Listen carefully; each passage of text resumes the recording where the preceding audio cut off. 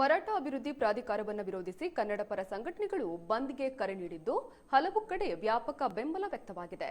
ಆದರೆ ಮಂಗಳೂರಿನಲ್ಲಿ ಮಾತ್ರ ಬಂದ್ಗೆ ಯಾವುದೇ ಬೆಂಬಲ ವ್ಯಕ್ತವಾಗಿಲ್ಲ. ದಕ್ಷಿಣ ಕನ್ನಡ ಜಿಲ್ಲೆಯಾದ್ಯಂತ ಎಂದಿನಂತೆ ಬಸ್ಗಳ ಸಂಚಾರ ಆರಂಭವಾಗಿದ್ದು ಅಂಗಡಿ ಮುಂಗಟ್ಟುಗಳು ಓಪನ್ ಆಗಿದೆ. ಇನ್ನು ಆಟೋ ಕ್ಯಾಬ್ಗಳು ರಸ್ತೆಗೆ ಇಳಿದಿದ್ದು ವ್ಯಾಪಾರ ವಹಿವಾಟುಗಳು ಎಂದಿನಂತೆ ಸುಗಮವಾಗಿ ನಡೀತಾ ಇದೆ.